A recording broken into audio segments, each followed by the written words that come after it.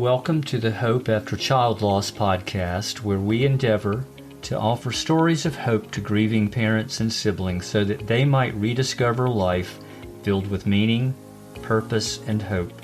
We invite you to come and join us. Hey guys, welcome to today's episode of Hope After Child Loss. I'm your host, Greg Buffkin. And my guest today is Dr. Sonya Pitchford. Sonya, welcome to our podcast. So glad to have you as our guest today. Thank you so much, Greg, and it's an honor to be here as a guest today on the podcast. Well, it's our honor to have you, Sonya. Sonya, before we dive into your story, why don't you take a minute or two and just tell us a little bit about yourself, anything that you would like as far as where you live, what you do, about your family, anything you want to share, and then we'll jump into your story about your sweet daughter, Tanieka. Okay, Greg, thank you. So first and foremost, my name is Dr. Sonya Pitchford. I'm a mother of two. I had one daughter, Tanieka, age 34, and I have one son, Frank. Frank is now 33, and if my daughter Tanieka would have been still here today, she would have been 36. I have been in the healthcare field for 38 years now. Just been really working hard to pursue that healthcare goal. I am an advocate for cancer patients and also for mental health patients. And since the passing of my daughter, now I'm going to take on being an advocate for heart disease. I live in Richmond, Virginia, and I was born here, and I've been living here all my life. So you're in Richmond, Virginia. Is that where you are originally from? Yes, sir. I'm originally from Richmond, Virginia, born and raised here. That's a great part of the country. Yes, it is. Let's talk about Tanieka. I just realized from a conversation that you and I had a few weeks ago that we are coming up just in about 3 weeks on the 2-year anniversary of you losing Tanieka. And I am so sorry because I know that those anniversaries can be very tender, especially the first few. Sonya, why don't you just kind of dive into your story? You can start anywhere you like. And let's talk about Tanieka first. Just tell the audience what you want the world to know about your daughter. And then you can just sort of ease into the story and Okay. talk about your journey of grieving after having lost her and where you are today with that. Okay, so my daughter Tanieka Coley. Tanieka had a passion and a flair for hair and makeup. She was always that person, the go-to and confident person in her friends. They always could depend on Tanieka. She was a shoulder that they could lean on. My daughter Tanieka was very outspoken. I mean, she had a heart of gold. It wasn't nothing that she wouldn't do for her family nor her friends. But unfortunately, on October the 29th, 2021, tragedy struck me. My daughter died of a massive heart attack at the age of 34 years old. That was my Wow. worst nightmare, and very unexpectedly because Tanieka was not sick. And like you said, Greg, we're coming up on her anniversary, which is going to be 2 years. And it's a struggle. I've been struggling. This month I have been having a lot of little triggers because the closer it's getting to her anniversary date, I'm struggling. Because that means it's been 2 years since I have talked to Tanieka, since I was able to hug my child, kiss my child, tell her how much I love her. She's no longer here with me, and it's a struggle as a mother itself. And it's hard. And you find yourself lonely, depressed, all over the place, and trying to learn how to live with this new normal life. You know, I think a lot of people don't really understand that life really doesn't go back to normal after you lose a child as we typically define normal. And we can call it a new normal, but in actuality, life really doesn't feel very normal after we lose a child. Because we actually, I think you would certainly agree with this, when we lose a child, we lose a significant part of ourselves, right? Exactly. Yeah. You know, it was such a shock for you to lose Tanieka, not just because you lost your daughter, but the fact that you lost her to having a massive heart attack. We don't think of 34-year-old especially 34-year-old females dying from a heart attack. Exactly. And the thing about when females have a heart attack, so I'm told that they don't display any signs or symptoms of having a heart attack, which is very unfortunately because you will pray that if something is going on with your body and you're receiving signs of like maybe shortness of breath or chest pains or something is going on. But my daughter never displayed any of that. Yeah, that can be very difficult because we typically associate the signs or symptoms of a heart attack primarily with those that show up in males. And those, Exactly. as you said, those symptoms are often very different in females, and so sometimes I think it's missed by loved ones, but I think sometimes it's also missed by medical professionals. I would have to agree with you on that.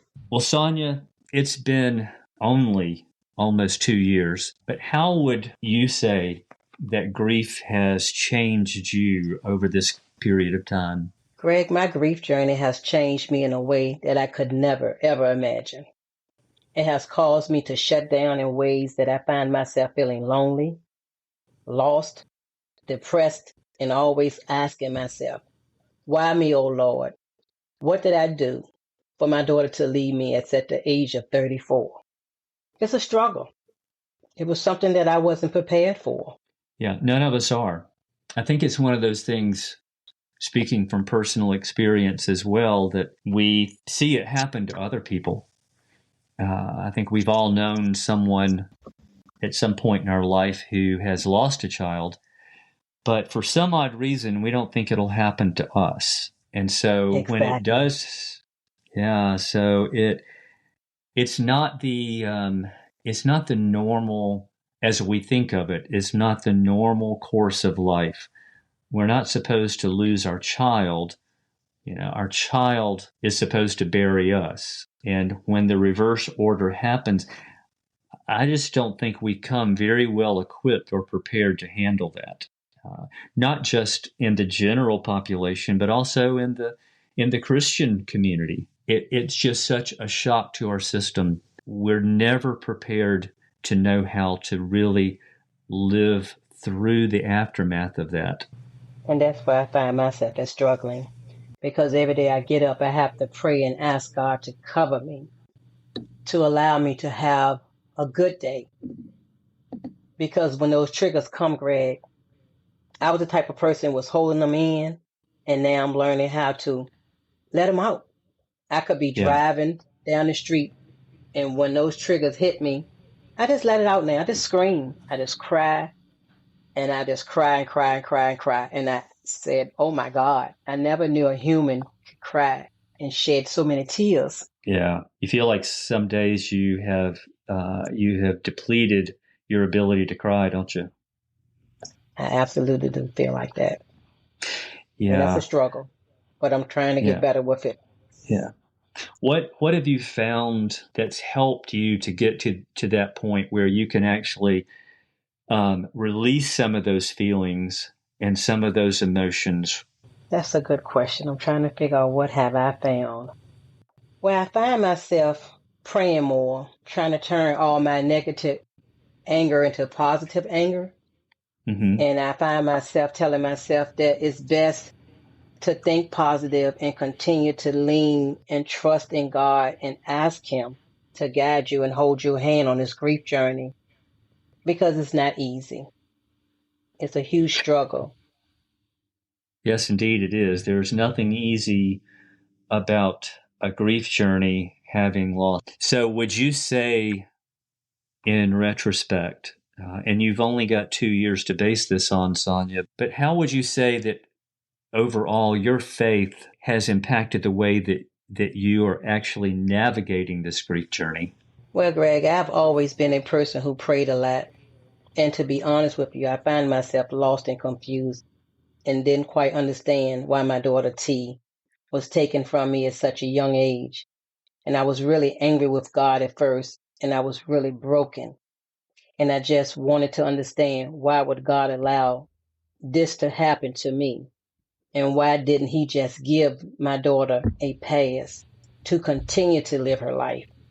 And why did my daughter go before me? That isn't how this was supposed to happen.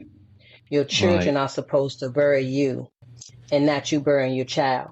My faith was impacted at first because I was just angry and mad at God because he allowed this to happen. And one day I woke up and was looking at myself in the mirror, and I didn't like what I was seeing. And I started crying because I knew that this wasn't the Sonya who my patients always called me their sunshine. Hmm. And all I could see was the angry person that I didn't like. I had to Yeah. apologize to God, Greg, and ask him for his forgiveness, because this is when a light went off inside of me, telling me that to go over what God had allowed to take place before he called my daughter Tanieka home on October the 29th. And I just want to share this with you. God had allowed me to see and talk to my daughter on Monday morning because she called me for help because she had a flat tire that morning. Hmm. And then he allowed me to see her and talk to my daughter on Tuesday. And I was able to hug her and tell her how much I loved her, Greg, and how proud of her I was. And God had Mm-mm-mm. allowed me to also talk to my daughter on that Thursday before he called her home on that Friday morning at 12:50.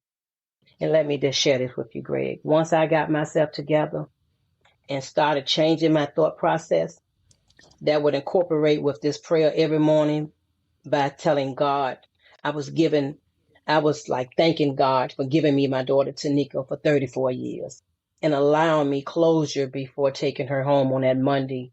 Well, he allowed me to talk to her that Monday, yeah, and that Tuesday, and of course that Thursday. That's how I was able to keep my faith to navigate through my grief journey by thanking God. That is well said, Sonya. And what you just shared is so important for people who are listening today who are even in a fresher season of grieving than you or I. Our emotions are so powerful, and they can, if we allow them, they can absolutely drive the course and direction of our lives. And because this kind of grief is so strong, it's so powerful that at some point we have to do exactly what you did. And that is, we have to actually make choices about how we go forward. And sometimes what you just said is absolutely critical, that if we go against how we're feeling at the moment and choose to thank God for the things that we do have to be thankful for, and to take that grief, the heaviness of the grief, the anger, the sadness, and just tell him about it. Uh, and it's not a once and done thing. It's something that we have to do every day, sometimes multiple times a day, wouldn't you say? Yes, I would have to say yes, because this grief journey has really changed me. It changed me and allowed me to start looking at things through a different lens.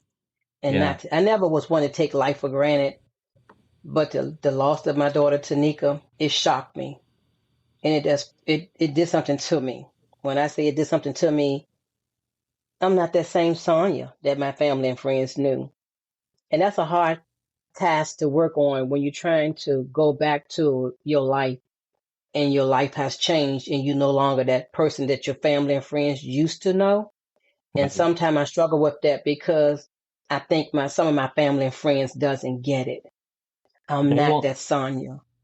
they want the old Sonya back, right? They want her back, but she is gone, unfortunately. When she Yeah. closed her eyes on October the 29th, 2021 at 12:50, a part of me went with her, Greg. A part of me went with her. And it's a Yeah. struggle Yeah. trying to It bounce is. back. Yeah, and that's something that we desperately want other people to try and understand. I'm not sure how well they can, but when you said a moment ago that that grief changed you. You're no longer the same Sonya that you were prior to losing Tanieka. There is a different Sonya today. It doesn't mean that it's as we process this and navigate through this in a relationship with God through Jesus, that Jesus takes the pain, the difficulty, the challenges of navigating that grief, and he uses it for good in our lives.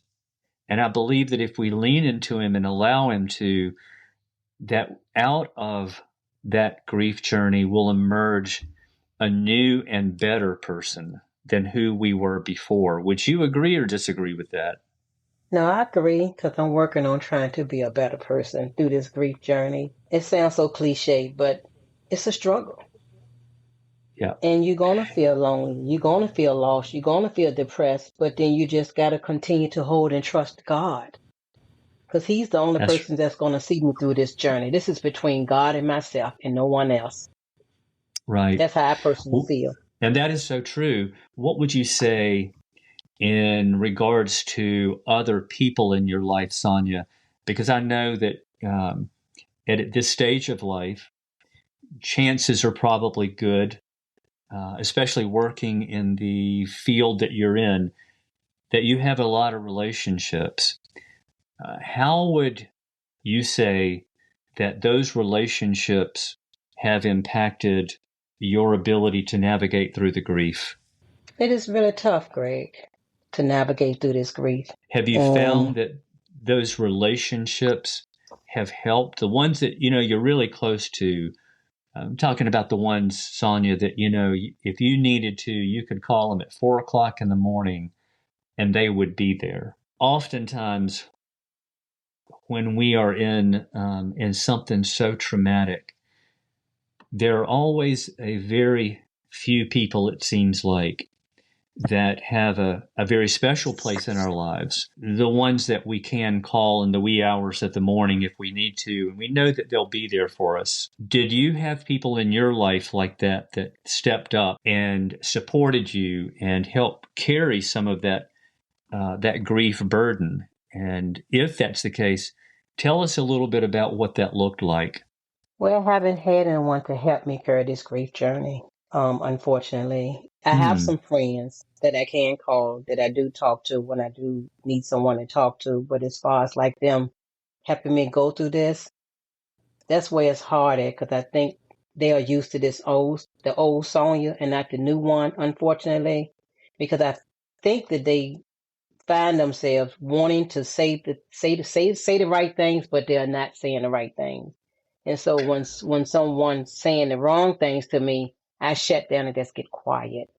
Yeah. Because it's not them saying it to be intentionally to hurt me. They just don't understand it. They don't know what to say. That's right. Yeah. Unfortunately. And I think that's the experience of a lot of us who go through the loss of a child. People do want to help. They have good intentions, but because they don't understand that journey themselves, and we're glad that they don't. I wouldn't want anybody to have firsthand knowledge of what we've all experienced. And so sometimes, even well-meaning, they will say things that sometimes can make the pain even worse. Sometimes they want to fix us because, exactly. To your point a few minutes ago, they want the old Sonya back. They want the old Greg back. And the version that they have, particularly early on in that grief journey, is not the version that they've grown accustomed to and have been in a relationship with. So it is difficult for them, and sometimes people, because they feel uncomfortable with it, some choose not to do anything and kind of ignore us or kind of walk away from us and act as though nothing ever happened. And that can actually end up being a whole lot more hurtful than taking the risk of talking with us or just simply showing up and being present and listening to us and just giving us the gift of their presence. I also wish that other people would just understand that after a loss of a child, you will never be the same. You are not that same person that they knew before, and that it's okay that you're not okay, and that it's okay if you just want to be alone so that you can try to figure out how to deal with this new normal life of yours after a passing of a child. And that's why I think it comes to be a struggle sometimes, because they want that old person, but then this is a new person and they don't understand. And I wouldn't want them to understand, because that meant they would be walking in my shoes with me after the loss of a child. And I wouldn't Yeah, want them to be on this journey. This is not a good journey. you're exactly right. And to go back and echo something that you said a minute ago, to those who are listening today, it is okay not to be okay. It's just not okay to stay not okay. And that will come, with time, as you walk this journey and as you share it with other people, as you share it with God, as you lean into it, the acuteness of that pain will begin to subside over time. It'll never go away completely. There will always be scars, just like with a physical accident that occurs. It initially it can be incredibly painful, and it can alter the way that you live your life for a little while. But as it heals, scar tissue develops, and over time, you won't feel that acute pain any longer. It may still affect you in some way, particularly if it resulted in a fracture, or in some other way had a long-lasting effect on you physically. But the scar will always be there, and every time you see that scar, it'll be a reminder of the pain that you experienced. And it's like that with grief. That's so true, Greg. Yeah. Sonya, as you're talking with the people who are listening today, there may be some of them that are people that you know. What would you say to them about how to interact with someone who has experienced the loss of a child? What does good look like, or what might good look like, to say these are some things that you might want to refrain from saying or refrain from doing? And I don't mean to put you on the spot, but you've experienced this. That's definitely a good question. This is your opportunity to tell them. You have some folks that will come up to you and say, "Are you not over the grief of your child yet?" That's a no-no. You're Yeah. never going to be over the grief of losing a child. I've had someone who called me not too long ago and said that they truly understand what I was going through. And when the person said, "I just lost my dog, so I know what you're going through," I had to get quiet. Mm. I had to look at my phone, and I was like, "Did my friend just compare the passing of an animal with the passing of my daughter?" Mm. It took my breath away. It took my Yeah, I'll breath bet. away. I didn't respond back, because I'm a good person and I'm learning how to not be a reactionary person anymore. But please do not compare a mother carrying a child for 9 months to you purchasing an animal. Now, don't get me wrong. I have a grand dog. I'm a grand dog grandmother, and his name is Loki. I love my grand dog to death, but I was shocked that she would say something like that, unfortunately, and maybe she thought she was trying to comfort me, and that's why I did not respond back to her, because she don't know any better. But that's Yeah. a no-no. That's definitely a no-no. I would rather for family and friends just to pick up the phone and say, "Hey, I'm just calling to see how your day is going." That means more to me than anything, other than sitting back waiting for me to call you, because I was the person always calling my family and my friends all the time. And what hurts me the most, Greg, is that my life changed. I lost a child, my daughter Tanieka. I was a mother of two, and now I'm mad as a child. And so, with that being said, my world has changed, and my family and friends' lives are gone on to their normal life. They still have their children. They're not mad as a child. And that's where the struggle comes in at, when your family and friends don't realize that my life is different. My heart was broken into a million pieces. My world has been shattered because my firstborn, she was my first girl, my firstborn, my first love, my first heartbeat. She was a child that was going to depend on me to raise and take care of her. And now man is a child.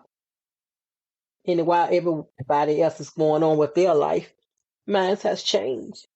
You bring up two really important things, Sonya, and we've had multiple conversations over the course of our grief journey, and that is the importance of those who are in your life but don't know what you're going through because they haven't been there themselves. Please don't say that you understand if you haven't been there, because you really don't. It's okay to say, I don't understand, but I'm praying for you.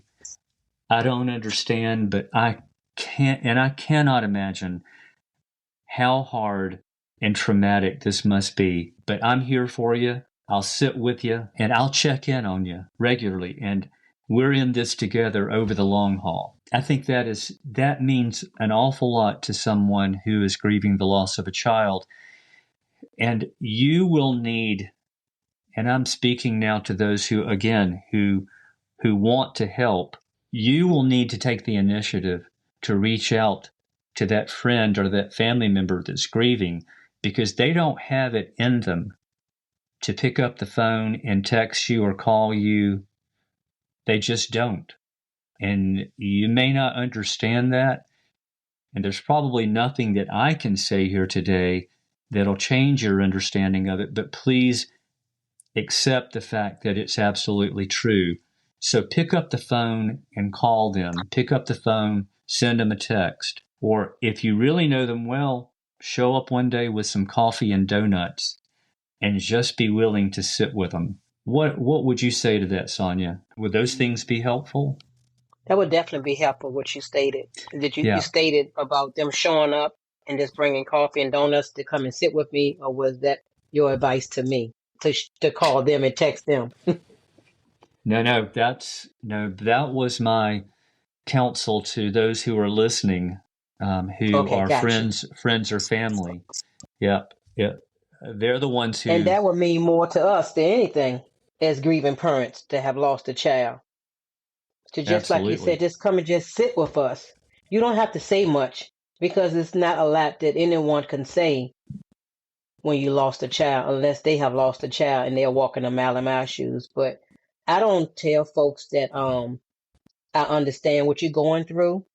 If I run across another person that have lost a child, I tell them do not understand what you're going through. I do not understand your pain, but I can relate to what you're going through because we have something in common. We lost a child. I would never Yeah, tell another grieving parent that I understand because my loss is a child, 34 Tanika, of a massive heart attack. I have come across other parents that have lost their child. Some was in a car accident. Some of their children was murdered. Some of their children committed suicide. Our pain is different, Greg. It's not the same. that's right. That's But we can exactly right. relate as parents of what another grieving parent is going through. But we would never Yeah, understand each other's pain. right.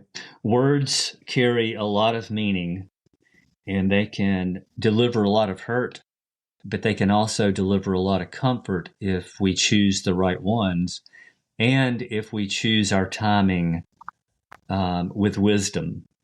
Sometimes what we can say or what we can share with someone who's grieving 5 days after the death of their child might not be appropriate, but a couple of months down the road, it might be, because emotions are so high and parents are in such a state of shock. It's such a traumatic place to find oneself that a lot of times what people try to say to us, we don't even comprehend it. You're in such a state of shock, you don't remember a lot of it. So that's why, to Sonia's point a minute ago, words aren't even really necessary most of the time early on, because most of us aren't going to remember what people said, but what they absolutely will remember is that you showed up and offered the gift of your presence and you listened to them if they wanted to talk. Sometimes well-meaning people want to offer scripture to us, and scripture can be awfully comforting if shared at the right time. And again, early on, it might not be appropriate if someone is crying, someone's fallen apart because it's so fresh. They might not be able to accept that at that moment. You need to just simply be discerning about where your friend is or your family member at that point in time. A couple of months down the road, a few weeks down the road, you might share that same scripture and it just be so incredibly meaningful, impactful that day. I know Sonya would agree with that. I definitely would agree with that. It would be something that you might need that day. And sometimes it might not have to be a scripture. It could be just showing up and giving a person a hug because you don't know what That's they're right. going through that day. Yep, that is exactly right. The other, let me ask you about this, Sonya. To hear the name of your daughter, Tanieka, from somebody else's mouth, is that hurtful or does that just make you light up? It makes my heart smiles. It fills my heart with joy because Mm. that means that my daughter left an impact on someone that they are willing to still continue to say her name, Tanieka. And that's what I'm going to Hmm. continue to do is say my daughter's name, Tanieka, because she was a good person. I mean, she finally, Greg had gotten it right. My daughter and I used to bump heads for the longest time. She always thought that I favored her. I favored her brother Frank over her. And I used to say, T, I love you like I love your brother. I will never treat you guys any different. I treat you guys equally. As a mother, I'm going to always love my kids, but I'm not going to reward them when they feel like they need to be rewarded. If you get out here and you working hard and you struggling and you need my help, that's one thing. But I'm not going to just give you something just because you feel like you might need it. I've given my kids tough love. As a single mother, I've worked 3 jobs all my life. Tanieka and Frank didn't want for nothing. I put my life on hold because I had decided to have children at a young age. So as a mother, my job was to take care of them. I no longer came first. Tanieka and Frank came first, and they was my world. And I used to always tell T, I love you. I used to tell Frank Jr., I still tell him, I love you. As your mother, I want you to be as independent as possible. I want you to get out here and work really, really hard and watch how God will bring you rewards. If you work hard for something, you will earn rewards and you will be blessed in the long run. My daughter and we bumped heads for so long. It took my best friend Kevin to come back into my life and sit down and talk with my daughter. And my daughter wasn't the type of person that would listen to anyone. But I felt like my daughter saw something in Kevin that I saw when Kevin and I met in high school. She got it together. Her and I made amends. I had closure, Greg, before God called my daughter home. And I always tell Kevin every day, I'm grateful and thankful that you came back into my life. Him and I have been friends, Greg, for 38 years. And Oh, he was wow. the one person that was able to get my daughter and I to make amends. And I always tell him that I'm grateful and I do not know where I would be at if it wasn't for him. And I have to really go back on something that you asked me if it was a family or a friend person that I could call on. I could call on Kevin 24/7. Yeah, I suspected that as you were describing him, that he was one of those. He is one of those. And I mean, he has been my rock since my daughter passed away. But my daughter saw That's something in him. It's so important to have people like that in our lives when something like Yes. this happens, because it's not a matter of if something like this is going to happen in everybody's life. It's just a matter of when it's going to happen. And it might not be losing a child, but I don't know of anybody who can go all the way through life and not experience something that's a very deep traumatic loss. We all have to walk through it at some point, and we need people like that in our lives. That's God created us for relationships with other people, and that they are so critically important to the healing process in our lives. Sonya, is there anything that you want to share with the people who are listening today that you have learned about grief through your own personal journey that you didn't know prior to losing Tanieka, but that you want them to know? Well, you have to allow yourself sometimes to go through this grief process because you're going to run across some family and friends who don't understand what you're going through right now.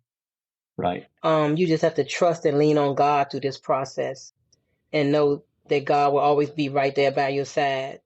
He Yeah, would never leave you, nor he would never forsake you. This is a that's one right. day at a time process through, our own normal new life. But I keep talking to God and telling him exactly how I feel. God can handle anything God can handle anything that you take to him, good or bad. And it's okay. I love to say this. It's okay that you're not okay, but it will be okay. I'm just That's learning how to right. trust God more. That's what I'm trying to do. Learn how to trust him more with this grief process. And that's a daily decision. And it's not easy, but you have to trust him Yeah. because God has a plan and a purpose for all of us.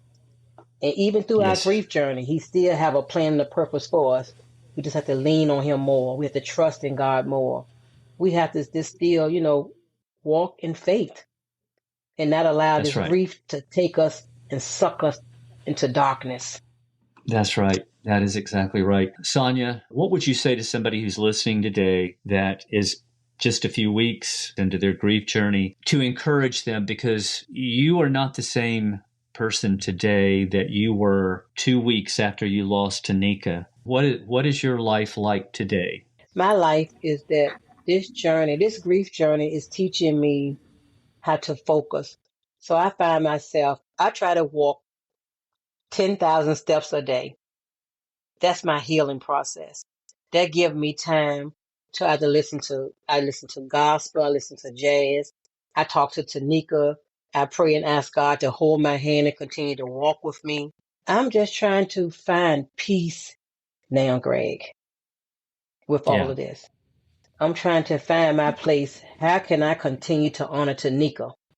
What can I do that's going to make me feel good and get out this bed every day and not struggle in grief? I pray every day. I thank God every day for the 34 years that he have given me Tanieka. That's a beautiful feeling because I had 34 years with her. and that absolutely is a blessing, because to have had a relationship with her for 34 years changed your life, and she had an impact on your life. You gave her life, but she had an impact on your life, and it was an impact for good.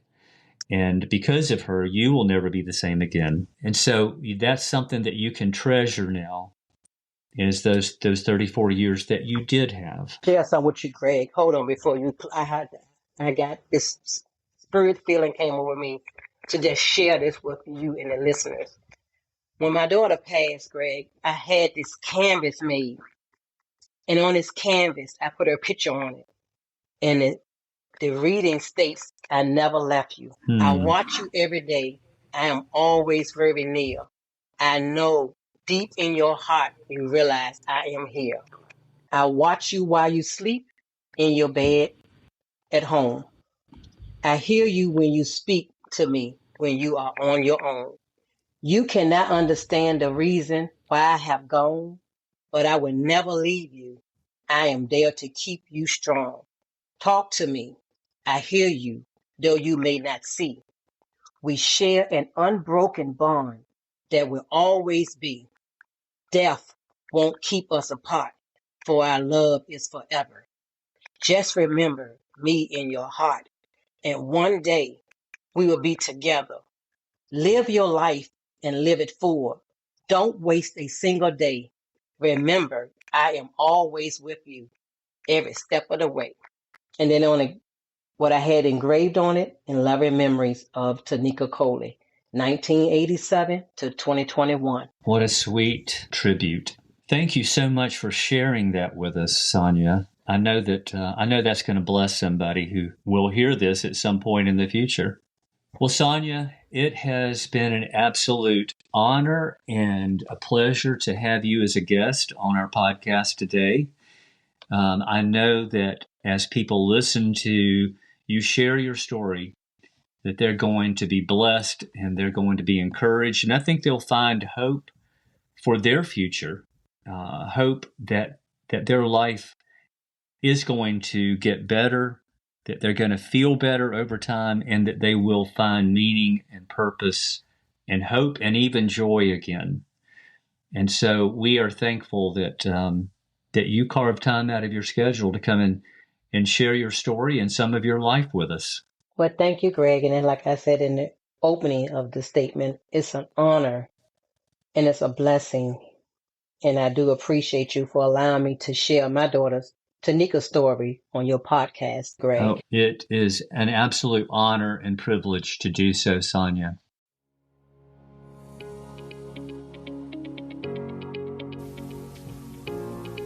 If you find our podcast meaningful, we invite you to follow us so that you can automatically receive the latest episodes.